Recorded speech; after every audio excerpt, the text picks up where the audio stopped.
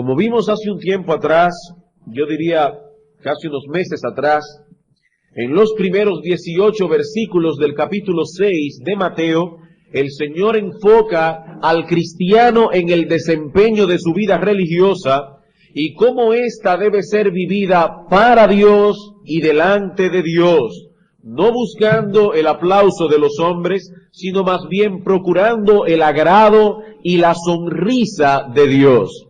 Pero ese cristiano no se dedica únicamente a orar, a hacer obras de misericordia, leer la Biblia, venir a la iglesia, etcétera. No, aunque este cristiano no pertenece a este mundo, aún vive en él y tiene que ocuparse en aquellos aspectos prácticos de la vida presente, como el comer, el vestir, pagar cuentas, mandar los niños a la escuela, comprar libros, levantar una familia, muchas cosas, hacer negocios, etcétera. Y es precisamente acerca de este aspecto de la vida del cristiano del que nos habla el Señor en los versículos 19 hasta el 34. Así que en la primera parte del capítulo, la idea central era esta: tu Padre ve en lo secreto. No hagas de tu vida de piedad un espectáculo, porque lo único que cuenta aquí es aquello que tú haces para Dios.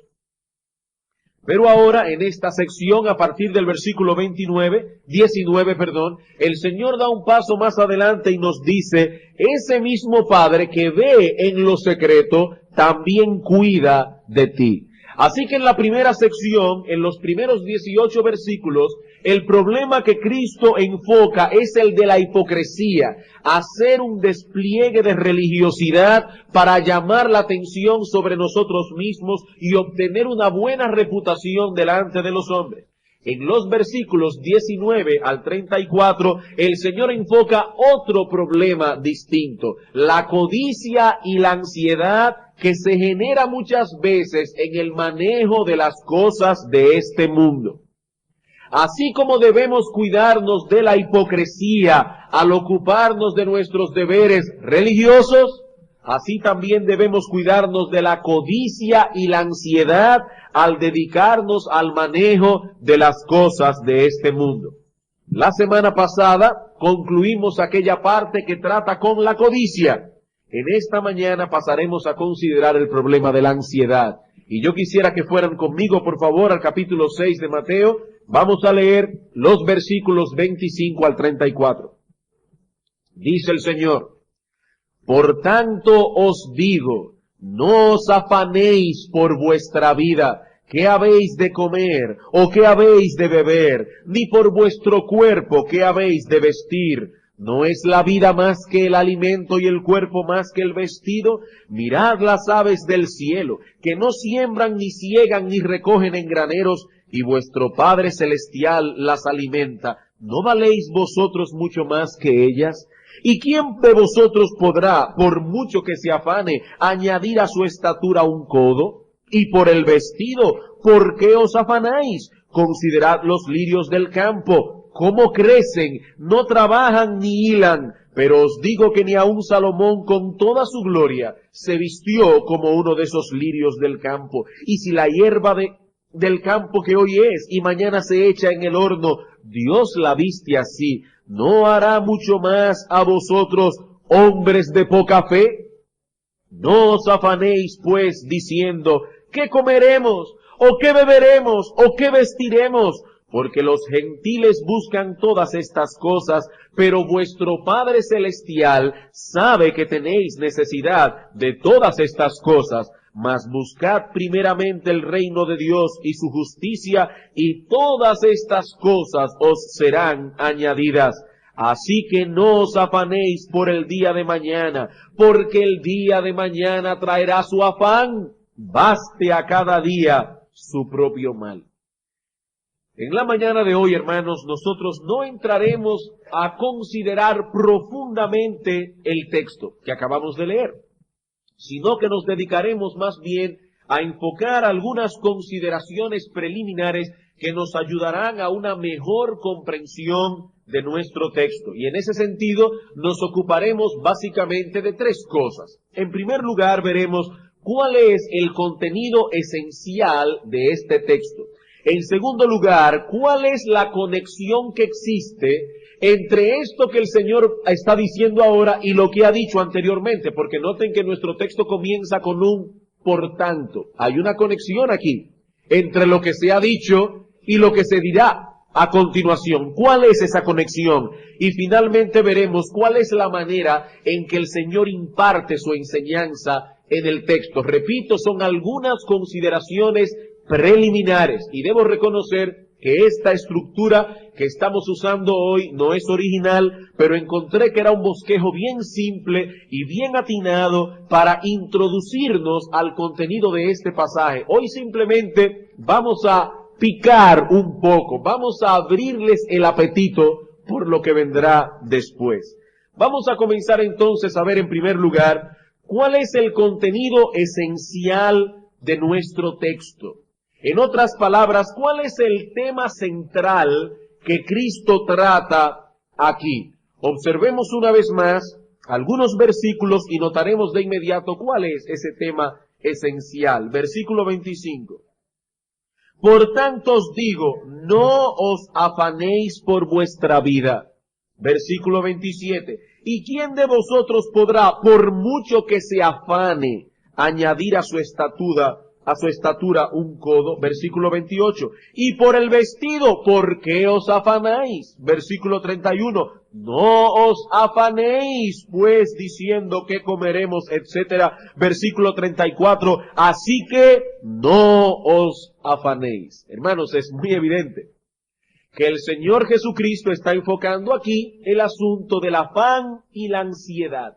No solo se menciona varias veces en el texto la palabra afán, sino que en 3 ocasiones el Señor da una orden expresa a sus discípulos prohibiendo el afán. Versículo 25, por tanto os digo, no os afanéis. Versículo 31, no os afanéis. Versículo 34, así que no os afanéis. Podríamos traducir estos textos de la siguiente manera: no estéis ansiosos. O si quieren, también podemos traducirlo: no os angustiéis. En Lucas capítulo 12, versículo 29, nosotros tenemos el pasaje paralelo y allí leemos: vosotros pues no os preocupéis por lo que habéis de comer, ni por lo que habéis de beber, ni estéis en ansiosa inquietud. No estéis en ansiosa inquietud. No se angustien por esas cosas. En cierta ocasión leí que la palabra inglesa, que en español se traduce como inquietud, la palabra worry, proviene de una palabra en alemán que significa ahorcar. Así que aquí no nos estamos refiriendo a una simple preocupación, sino más bien a una preocupación que nos asfixia, a una preocupación que nos ahoga. Ahora, noten más detenidamente por cuáles cosas no debemos tener ese tipo de inquietud o de ansiedad. No se está hablando aquí de cosas lujosas o extravagantes. Aquí no dice, no te afanes porque no puedes tener un Lexus parqueado en el parqueo de tu casa. Ahí no dice, no te afanes porque no puedes tener una mansión de 5 habitaciones y 3 baños, etcétera. No. Aquí se está hablando de aquellas cosas que son necesarias para el sostén de nuestra vida. Comida, bebida y vestido. Es decir, lo que necesitamos para la preservación de nuestra vida, la comida y la bebida, lo que necesitamos para la protección y comodidad de nuestro cuerpo, el vestido. Hermanos, el Señor está tocando aquí una fibra muy sensible de nuestro ser. Todos nosotros sentimos a diario preocupación por esas cosas que Cristo menciona en el texto. Nuestra preservación, nuestra protección y comodidad. Eso es algo que viene inherente a la vida humana. Cuando los niños pequeños sienten y perciben ese terrible vacío en el estómago, ¿qué hacen? Comienzan a llorar, a clamar porque se les dé alimento. Y esa preocupación continúa con nosotros por el resto de toda nuestra vida. De hecho, esta preocupación es en cierto modo un instrumento que Dios usa para que cuidemos apropiadamente de nosotros mismos. Y precisamente por el hecho de que es algo inherente al ser humano, es necesario que sepamos cómo manejar esa preocupación en una forma adecuada. Porque si no la manejamos adecuadamente, eso que Dios nos lo dio como una bendición, se convertirá en una maldición. El efecto que causa en nosotros el afán y la ansiedad puede llegar a ser devastador. Y hermanos, yo no estoy usando palabras simplemente porque son bonitas. Devastador, es una palabra de domingo. No, estoy usando la palabra devastador porque es que tiene un efecto devastador. Vamos por un momento al Evangelio de Mateo, capítulo 13. Mateo, capítulo 13, versículo 22. En Mateo, capítulo 13, el Señor está explicando el efecto diverso que tiene la palabra en los distintos terrenos donde la palabra es sembrada. Y dice que uno de esos terrenos es uno que está lleno de espinos, que tan pronto la palabra quiere florecer, los espinos crecen y la ahogan. Y ahora, explicando el significado, dice el Señor en el versículo 22. El que fue sembrado entre espinos, este es el que oye la palabra. Y ahora noten, hermanos, pero el afán de este siglo, la misma palabra que aparece en Mateo capítulo 6. El afán de este siglo y el engaño de las riquezas ahogan la palabra y se hace infructuosa. Hermanos, ¿por qué muchas personas vienen a la iglesia domingo tras domingo y la palabra de Dios predicada no parece estar haciendo ningún efecto en ellos? ¿Por qué? Bueno, hay aquí una posibilidad. Es posible que el afán y la ansiedad por las cosas de este mundo esté ahogando la palabra recibida. El problema no está en la palabra. El Evangelio de Cristo sigue siendo poder de Dios para salvación. El Evangelio sigue siendo el medio por excelencia para edificar y fortalecer nuestro hombre interior. El problema no está en la palabra. El problema está en un corazón cargado de afán y de ansiedad por las cosas de este mundo. Cristo dice aquí, hermanos, que ese afán ahoga la palabra y la hace infructuosa. Ese era el problema de Marta, recuerdan en Lucas capítulo 12. El Señor Jesucristo va a hablar la palabra a la casa de Marta y María, pero ¿en qué estaba Marta? Afanada y turbada con muchas cosas. Y la presencia de Cristo ese día en la casa de Marta no hizo ningún efecto en su vida. El Señor Jesucristo ha prometido hacerse presente en medio de su iglesia cuando su iglesia se reúne a adorar. Y Él cumple su promesa. Y podemos estar seguros que el Señor Jesucristo está presente en medio nuestro, pasándose por en medio de los 7 candeleros de oro. ¿Por qué algunas personas vienen domingo tras domingo a la congregación? ¿Por qué algunas personas están en ese lugar a donde Cristo hace presencia y se van de aquí exactamente como volvieron? Y los vemos languidecer, y los vemos que no fructifican, y los vemos cada día peor. ¿Por qué? ¿Por qué, hermanos? El afán y la ansiedad ahogan la palabra. No permite que la palabra florezca, dé el fruto adecuado, el afán y la ansiedad. En Lucas capítulo 21, versículo 34, el Señor llega todavía más lejos. Y nos advierte incluso que algunas personas no estarán preparadas para el día de su venida. El Señor volverá y los encontrará no preparados. ¿Por qué? Lucas capítulo 21, versículo 25. Entonces habrá señales en el sol, en la luna y en las estrellas, y en la tierra angustia de las gentes confundidas a causa del bramido del mar y de las olas. ¿Cuándo será eso? Versículo 27. Entonces verán al Hijo del Hombre que vendrá en una nube con poder y gran gloria. El Señor volverá. Versículo 34. Mirad también por vosotros mismos, que vuestros corazones no se carguen de glotonería y embriaguez y de los afanes de esta vida, y venga de repente sobre vosotros aquel día. Los afanes de esta vida. El Señor está hablando aquí a aquellos que profesan la fe, a aquellos que profesan ser sus discípulos, y les dice que aún ellos pueden no encontrarse preparados en el día de la venida del Señor. ¿Y cuál es el mal? La glotonería, el mucho banquetear, la bebida, la borrachera. Y en ese mismo nivel el Señor pone los afanes de esta vida. Como pueden ver, hermanos, cuando yo decía hace un rato que el efecto de eso es devastador, es que es devastador. Estamos hablando de algo serio, algo que tiene repercusiones de amplio alcance. Ahora bien, antes de que continuemos, es necesario hacer aquí una aclaración. Al prohibir el afán y la ansiedad, el Señor no está prohibiendo lo que podríamos llamar una preocupación legítima por las cosas de este mundo expresada a través de un trabajo diligente. No es de eso que estamos hablando aquí.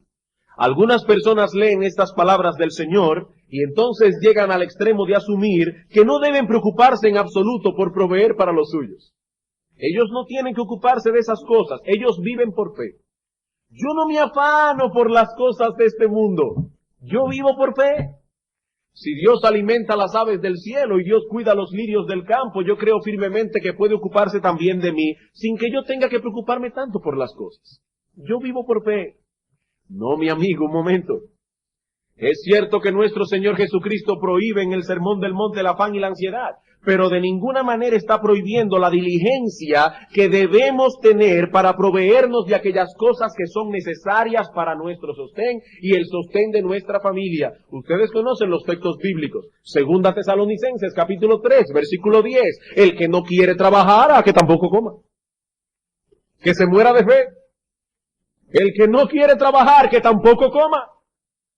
En Efesios capítulo 4, versículo 29 dice el apóstol Pablo, el que hurtaba ya no hurte más, sino que trabaje con sus manos, haciendo lo que sea necesario, no solo para él, sino para compartir con el que tiene necesidad. Que trabaje. Dios ha establecido el trabajo como el medio a través del cual el hombre habría de proveerse las cosas que necesitará para la preservación y protección de su vida.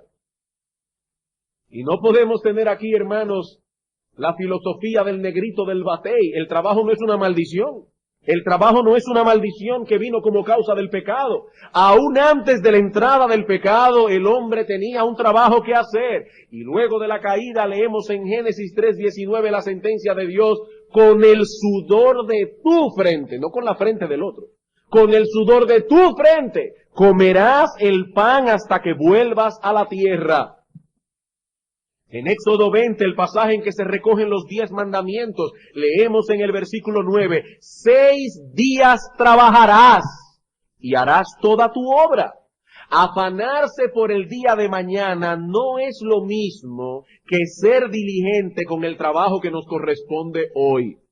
Pablo dice en Colosenses capítulo 3, versículo 22 en adelante, que todas las cosas que hacemos en nuestros lugares de trabajo debemos hacerlas de corazón, como si fuese para el Señor, no para el cheque que yo recibo al final de mes, sino como para el Señor. Y en 1 Timoteo capítulo 5 versículo 8 dice Pablo, el que no provee para los suyos y mayormente para los de su casa, ese hombre ha negado la fe y es peor que un incrédulo. Dejar de trabajar amparados en la provisión de Dios, eso no es fe, hermanos. Eso es una necia presunción. Sí, Dios ciertamente ha prometido proveernos lo que necesitamos, eso es verdad. Pero Él ha establecido el trabajo como el medio por excelencia a través del cual nos proveerá lo que necesitamos. Estas dos cosas no son incompatibles.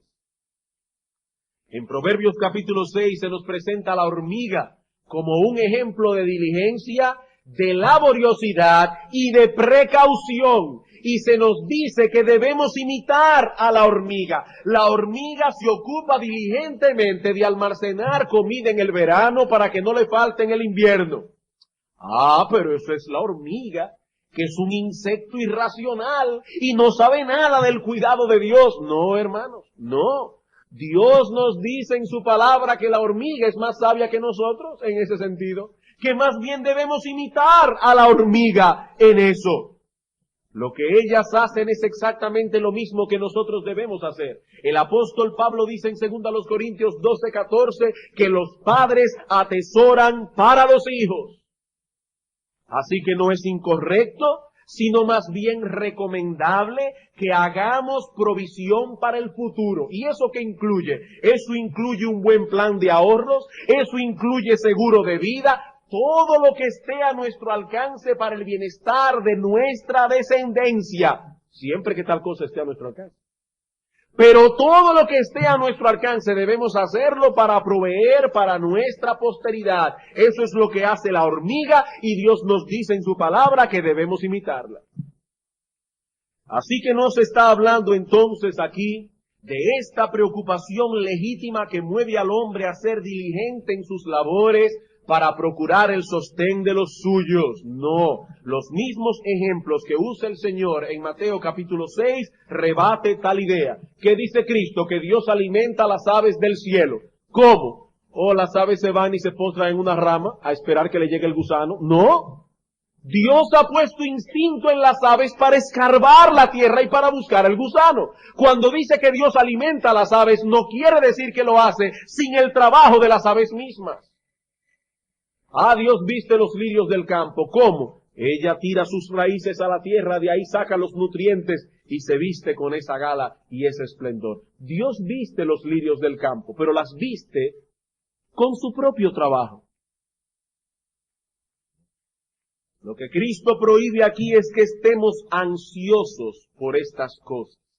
Que aparte de la diligencia que debemos tener en nuestro trabajo, lleguemos a angustiarnos con la idea de que repentinamente nos quedemos sin nada, o que no tengamos lo suficiente en el futuro para nuestro sostén y el sostén de la familia. No es de la diligencia lo que se prohíbe, sino más bien la angustia y el afán por estas cosas. Bien, habiendo considerado el contenido esencial de nuestro texto, veamos ahora en segundo lugar la conexión de esta sección con la sección anterior. Como notamos hace un momento, el Señor abre esta enseñanza sobre el afán y la ansiedad con la cláusula conectiva por tanto. ¿Qué dice el texto? Por tanto os digo. Tan pronto vemos en las Escrituras la frase por tanto, debemos comprender que lo que se dirá a continuación se encuentra íntimamente relacionado con lo que se ha dicho antes. ¿Y de qué se estaba hablando anteriormente? De la codicia y de la mundanalidad. De pretender hallar la felicidad en esta tierra a través de la acumulación de las cosas de este mundo. Riquezas, prestigio, fama, influencias, etcétera. El Señor dice a sus discípulos en el versículo 19 en adelante, no os hagáis tesoros en la tierra. No hagan el fin de vuestra existencia en este mundo el atesorar cosas terrenales, como si vuestra felicidad dependiera de ellos. ¿Y por qué no debemos hacer tesoros en la tierra? Bueno, ya vimos eso en las semanas anteriores. En primer lugar, porque las riquezas terrenales son perecederas e inciertas. En este mundo nada dura, nada satisface plenamente, nada podremos sacar de aquí. Eso es lo que podríamos llamar un argumento de sentido común. No tiene sentido común el individuo que se está haciendo tesoros en esa tierra. Esa persona es un necio. Eso no tiene sentido. Ahora, en segundo lugar, el Señor dice que no debemos hacer tesoros en la tierra por la razón de que nuestros tesoros se adueñan por completo de nuestra personalidad. Donde esté vuestro tesoro, allí estará tu corazón. Ese es el contenido de los versículos que anteceden a esta sección que estamos estudiando ahora. Y ahora llegamos al versículo 25 y ¿qué nos encontramos? Por tanto, por todo lo que he venido diciendo acerca de la codicia, de la mundanalidad, del hacer tesoros en la tierra, por tanto, no os afanéis por vuestra vida. Y alguien puede decir, pastor, yo no entiendo. ¿Qué conexión puede tener una cosa con la otra? Porque en un pasaje se nos está hablando del deseo de acumular cosas superfluas, riquezas, fama, influencia, popularidad, etcétera. Pero aquí el Señor está hablando de cosas vitales, de cosas que son necesarias para la vida. Se está hablando de comida, bebida, vestido. No veo qué relación hay entre estas cosas tan disímiles. Sí, hermanos, hay una relación muy sutil, pero muy poderosa. Muy sutil, pero muy poderosa y muy peligrosa. Muy peligrosa. En los versículos 19 al 24, el Señor enfrenta abiertamente el problema de la codicia.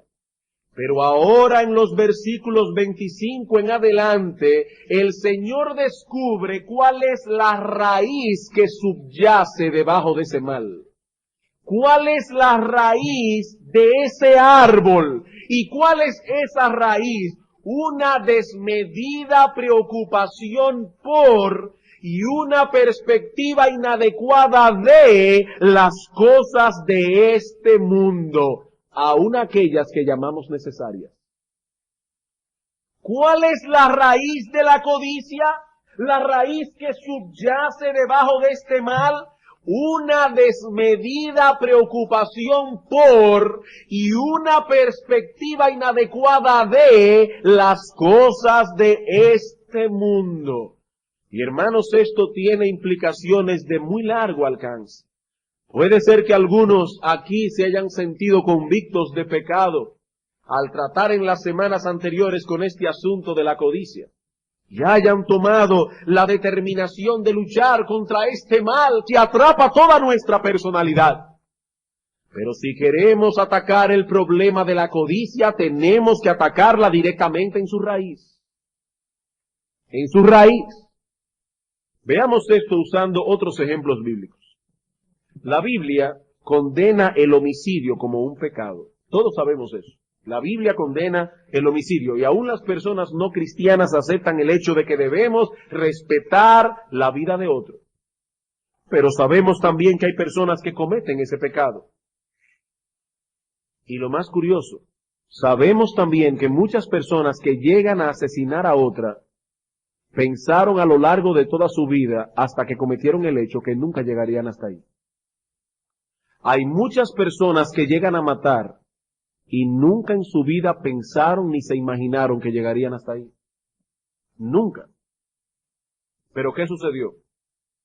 Que dejaron que la raíz del enojo y de la amargura se adueñara por completo de ellos. Es por eso que Cristo dijo en el mismo Sermón del Monte que cualquiera que se enoje contra su hermano o que dé riendas sueltas a ese enojo a través de palabras hirientes y denigrantes, cualquiera que le diga racá a su hermano, cabeza hueca, imbécil, bueno para nada, y todo eso para dar riendas sueltas a la ira contenida en su corazón, ya es culpable de homicidio. ¿Por qué? Porque esa es la raíz del asesinato. Esa es la raíz. La misma Biblia que condena el adulterio y la fornicación, condena también las miradas inconvenientes. ¿Por qué? Porque una es la raíz de la otra. Una es la raíz de la otra. Séneca dijo en una ocasión que por más largo que sea un camino, siempre hay que dar un primer paso. El problema está en ese primer paso, en esa mirada inconveniente, en ese permitir conversaciones impuras. Es eso lo que debemos atacar. Y ese es el camino que toma Cristo en nuestro texto. Primero la raíz, luego el árbol. Quizá alguna persona que ha estado escuchando los sermones de las semanas anteriores acerca del hacer tesoros en la tierra, tal vez pensó aquí sentado el domingo pasado, eso no tiene que ver conmigo. Yo no quiero ser rico, ni quiero ser famoso, ni quiero tener influencia en ningún círculo. A lo único que yo aspiro es a tener lo necesario. Lo necesario. ¿Saben una cosa? Yo he escuchado a muchas personas codiciosas usar esa misma terminología. Esa misma terminología. Solo deseo tener lo necesario. Ahora voy a admitir que tal vez tú eres honesto y de verdad lo que deseas es tener lo necesario. Pero aún así, permíteme hacerte una pregunta. ¿Estás tú experimentando ansiedad y angustia por el temor de no conseguir algún día lo necesario? ¿Estás tú teniendo ansiedad en tu corazón por el temor de que algún día no tengas en tu mesa lo necesario? Porque Cristo dice aquí que esa es la raíz de la codicia. El afán y la ansiedad por las cosas de este mundo no es otra cosa que la flor venenosa de la codicia, pero todavía sin abrir. Es la misma flor, pero todavía en botón. La ansiedad es el germen de la codicia, o es la misma codicia en germen. Y si no atacamos el mal en su raíz, tarde o temprano veremos florecer el árbol. No te engañes, hermano mío, no te engañes. Eso es codicia. Eso es codicia. Esa es la conexión que existe entre una sección y la otra. Cristo dice, no os hagáis tesoros en la tierra, no amen las cosas de este mundo, no pongan vuestra felicidad en las cosas de este mundo. Por tanto, no os afanéis por vuestra vida, porque si se afanan por vuestra vida, terminarán en lo otro. ¿No ven la conexión? Hay una conexión. Hay una conexión. Pero aún hay algo más que deseo que veamos esta mañana. Ya hemos visto cuál es el contenido esencial del texto, cuál es la conexión. Veamos ahora en tercer lugar la manera tan peculiar como nuestro Señor Jesucristo imparte su enseñanza. Y aquí veremos dos cosas. En primer lugar, el Señor imparte su enseñanza en forma de un mandato. Esto es importante. En el versículo 25 dice, por tanto os digo, no os afanéis. Es una orden. Versículo 31. No os afanéis. Versículo 34. Así que no os afanéis. No se trata de un asunto opcional o de una sugerencia conveniente. 3 veces el Señor expresa en tono imperativo el mismo mandamiento. No se afanen por las cosas de esta vida, ni siquiera por aquellas que consideramos necesarias, como la comida, la bebida o el vestido. No se inquieten, no se angustien por esas cosas. Hermanos amados, es una orden de nuestro Señor. Es una orden. ¿Y qué aprendemos del hecho de que es una orden? Aprendemos dos cosas, al menos. En primer lugar, aprendemos que si profesamos tener a Cristo como nuestro Señor y Salvador, debemos reconocerle a Él como el dueño absoluto de nuestra existencia, incluyendo nuestra vida emocional. Si reconocemos a Cristo como el Salvador de nuestras almas, debemos reconocerle también como el amo, el dueño, el Señor absoluto de nuestra existencia, incluyendo nuestra vida emocional. Aquel que es dueño, aquel que es Señor, tiene potestad para dar órdenes. Cristo dijo en una ocasión a sus discípulos, el que tiene mis mandamientos y los guarda, Ese es el que me ama. El que ama a Cristo mostrará su amor en su empeño por obedecerle. Ahora, ¿qué tipo de obediencia, hermanos? No una obediencia selectiva. Obedeceré en aquellos mandamientos que me parecen lógicos y razonables. Echaré a un lado los que no entiendo o que yo entienda que son muy difíciles para mí. No, hermanos, la obediencia selectiva no es otra cosa que desobediencia disfrazada. Nosotros no podemos obedecer a Cristo así. Si Cristo es el Señor, Él tiene derecho sobre toda nuestra vida, incluyendo nuestra vida emocional. Y Él dice aquí en el Sermón del Monte que no podemos estar ansiosos. No podemos. El dueño de nuestra vida dio una orden, no podemos. No os afanéis por ninguna cosa de esta vida. Es una orden del Señor. El amo absoluto del universo que murió en una cruz por nuestros pecados para redimirnos de toda iniquidad ha dado una orden, no os afanéis. Está haciendo uso de la autoridad que le compete por ser rey de reyes y señor de señores, y da una orden a sus súbditos, no os afanéis. ¿Y qué aprendemos de eso? Que el señorío de Cristo alcanza aún nuestra vida emocional. Aún nuestra vida emocional. Y en segundo lugar, y esto es más crítico, hermanos, aprendemos también que afanarnos y angustiarnos por las cosas aún necesarias de esta vida presente es un pecado. Afanarnos y angustiarnos por las cosas necesarias de esta vida presente es un pecado. Todo el mundo está dispuesto a admitir que la codicia es un pecado. Oh sí, estoy convencido de que es pecaminoso el vivir haciendo tesoros en la tierra. Eso es idolatría. Pero hermanos, ¿aceptamos también que el afán y la ansiedad son igualmente pecaminosos? Hermanos amados, ¿qué es el pecado? En Primera de Juan capítulo 3 versículo 4 dice que el pecado es infracción de la ley. Y lo que tenemos aquí es un mandato de nuestro Señor. No os afanéis por vuestra vida. Si nos afanamos, estamos transgrediendo su ley. Estamos transgrediendo su mandato. Y si estamos transgrediendo su ley, estamos pecando contra Él. Y en el caso de un cristiano, no con cualquier tipo de pecado, con un pecado grave a los ojos de Dios. Cuando permitimos que el afán y la ansiedad se apoderen de nuestro corazón, hermanos, ¿saben qué es lo que estamos diciendo? Estamos poniendo en dudas el cuidado de nuestro Padre Celestial por nosotros. Estamos diciendo que nuestro Padre Celestial se ocupa más de pájaros y flores de lo que se ocupa de aquellos por quienes Cristo derramó su sangre. Suponga usted por un momento que su hijo se acerca a usted uno de estos días y le dice, papi o mami, dependiendo del caso, la tarde de ayer me detuve a observar cómo regabas las plantas del jardín.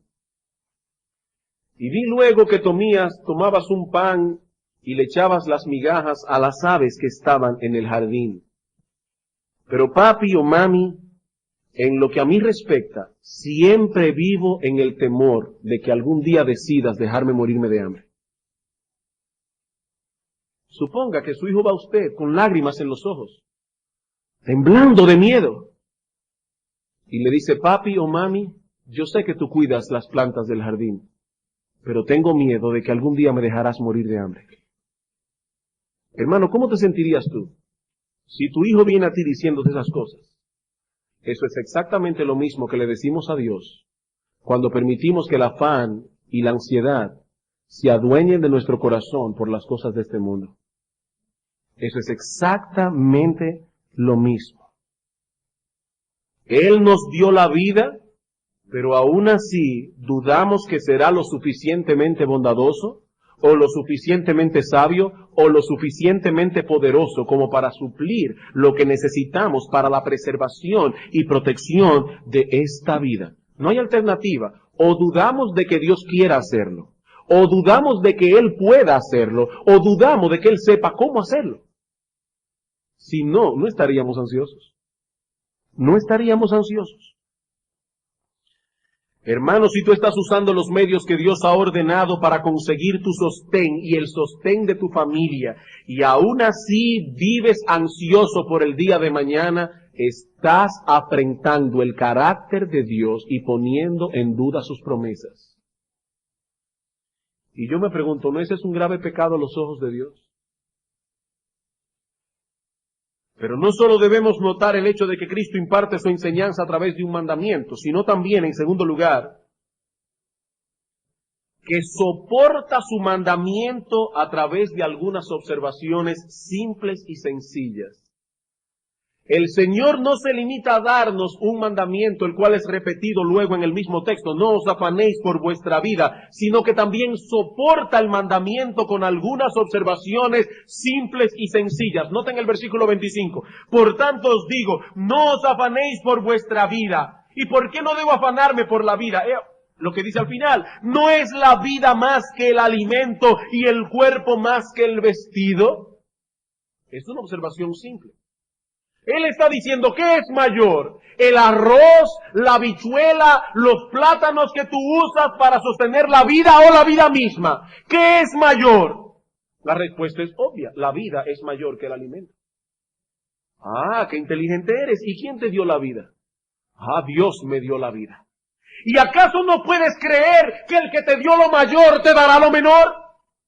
Te dio la vida, y no te puede dar aquello que es necesario para sostener la vida. Cristo está diciendo, por favor, piensen, deténganse a pensar. Es una observación simple y sencilla. Mirad las aves del cielo. No trabajan, no son ingenieros, ni arquitectos, ni doctores, ni abogados. Y como quiera encuentran su sostén. Mirad los lirios del campo. ¿Acaso se vistió Salomón alguna vez como uno de ellos? Y los lirios del campo no trabajan, ni hilan, ni recogen en granero. Y vuestro Padre Celestial las alimenta. ¿Por qué os afanáis? ¿Por qué os afanáis? Y saben, hermanos, que aprendemos de la metodología que usa el Señor aquí. Entre otras cosas aprendemos que para librarnos del afán y la ansiedad no es suficiente con orar. Hay personas que oran y dicen, yo oro y como quiera sigo ansioso. Es que no es suficiente orar. Hermanos, tenemos que pensar. Cristo dice, miren las aves del cielo, consideren los lirios del campo, deténganse por un momento a considerar estas cosas y se darán cuenta de que vuestra inquietud es irracional. Que no existe ninguna razón para estar ansiosos. Hermanos, es necesario que pensemos, es necesario que meditemos en esas cosas, que pongamos al servicio del bien de nuestra alma, nuestras neuronas cerebrales. El Señor dice, mira las aves, aprende de ellas, que están en todas partes para enseñarte algo. Están en todas partes para enseñarte algo. El problema es que vivimos tan rápido, tan afanados por las cosas importantes de esta vida, que no tenemos tiempo para ver flores ni aves, ni mucho menos para extraer conclusiones de lo que estamos viendo. No, si somos gente muy importante. Tenemos cosas más importantes que hacer. Es como si viviésemos sin pensar, como si fuésemos seres autómatas.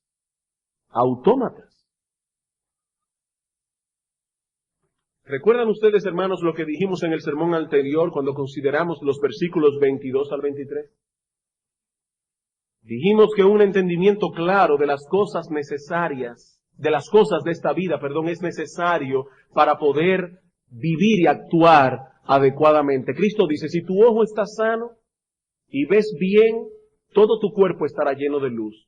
Pero si tu ojo está enfermo y ves doble o ves borroso, no podrás desenvolverte con normalidad. Lo mismo ocurre con el entendimiento. Si tenemos una perspectiva correcta de las cosas de este mundo, todo caerá en su lugar.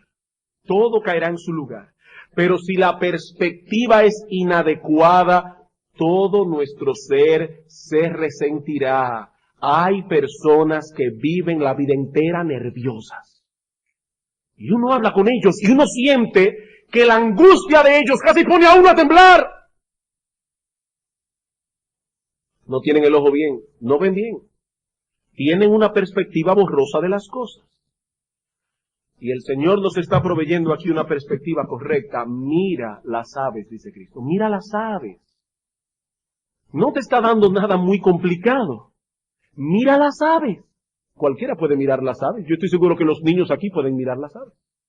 Considera las flores. ¿Es esto complicado? No. Y luego pregúntate, ¿quién cuida de ellos? Dios.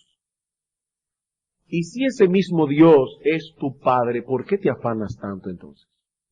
¿Por qué te afanas? Una vez más, es un problema de sentido común.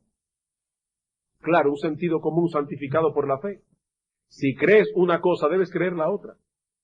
Debes creer la otra. Debes llevar ese pensamiento hasta su consecuencia final. Pero para eso hay que pensar. Hay que reflexionar. Y eso es precisamente, hermanos amados, lo que muchas veces no hacemos.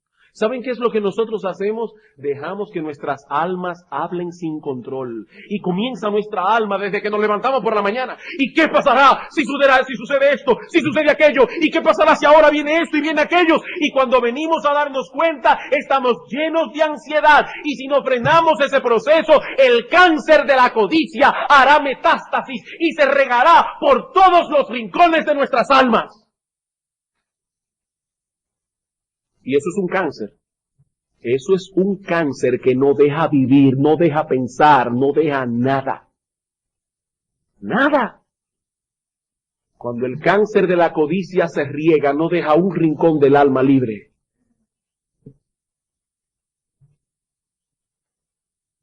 Bien, hermanos, como había dicho al principio, no era mi intención considerar de lleno este pasaje. Simplemente nos hemos dedicado a considerar algunas observaciones preliminares que nos ayudarán luego en el estudio más profundo del pasaje. Pero antes de concluir, permítanme dirigir unas palabras a las personas que nos visitan en esta mañana. Mi amigo, estas palabras que leemos aquí fueron dirigidas por Cristo a sus discípulos. A todos aquellos que por medio de la fe en Cristo han venido a ser hijos de Dios.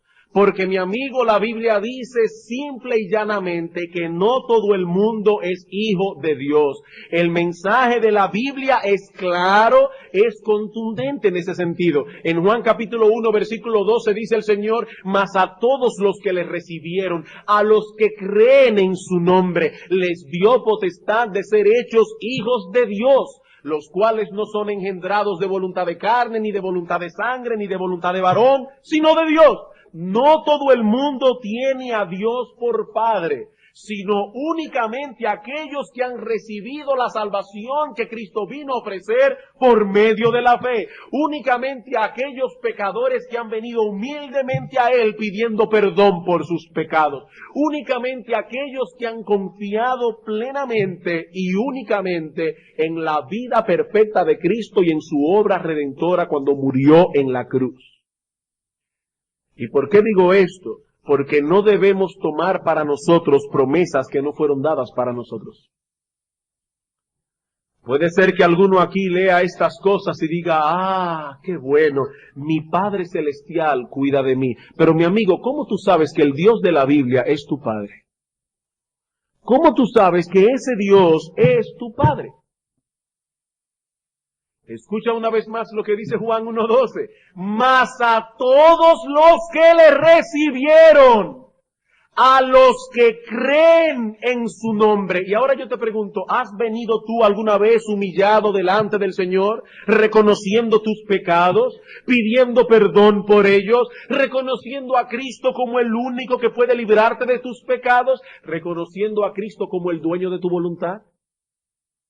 Si tú no has hecho eso, Dios no es tu Padre. Y si Dios no es tu Padre, esa promesa no es para ti. Esa promesa no es para ti. Cristo dijo, el que cree en mí tiene vida eterna. ¿Qué clase de vida eterna? Dice en otra parte, y esta es la vida eterna, que te conozcan a ti. El que cree en mí tiene vida eterna por la fe. El que tiene esa vida eterna conoce a Dios. Si echamos el argumento para atrás, el que no tiene la vida eterna no conoce a Dios. Y el que no cree no tiene la vida eterna. El que cree tiene vida eterna. Y la vida eterna es conocer a Dios y tener a Dios por Padre. Mi amigo, es por medio de la fe que somos adoptados en la familia de Dios. Y entonces podremos con gozo apropiarnos de estas promesas. Hermanos, que el Señor nos ayude a tomar las palabras que aparecen en este lugar como un bálsamo para nuestro corazón. Y por otro lado, que el Señor abra el entendimiento de algunos para que puedan entender esta verdad. Vamos a orar. Una vez más, bendito Señor y Dios nuestro, gracias por tu bendita palabra. Gracias, oh Señor, porque tú que conoces nuestro ser, tal cual tú lo creaste, tú sabes traer verdades y argumentos apropiados para tranquilizar nuestras almas, para amarrar nuestras conciencias. Perdónanos, oh Señor, por las tantas veces que te hemos afrentado con nuestro afán y nuestra ansiedad. Perdónanos, oh Dios, por las muchas veces que hemos dudado de ti. Perdónanos, Padre bueno, por las muchas veces que hemos puesto en duda tu bondad. Por las muchas veces que hemos puesto en duda tu sabiduría. Por las muchas veces que hemos dudado de tu poder. Perdónanos, oh Señor, por no ampararnos en tus promesas que son fieles y verdaderas. Pero gracias porque tú has prometido en Cristo perdón para nuestros pecados. Pero mira también, oh Señor, a muchos que están aquí en esta mañana, que no tienen el privilegio de llamarte a ti, Padre nuestro que estás en los cielos. Queremos implorarte que tú obres en sus corazones, para que ellos puedan hoy depositar su fe en nuestro bendito Salvador, y por esa fe puedan ser adoptados en tu familia. Gracias, Padre, una vez más, por haber enviado lluvia fresca a nuestros corazones en esta mañana, a través de tu palabra. En Cristo Jesús nuestro Señor. Amén.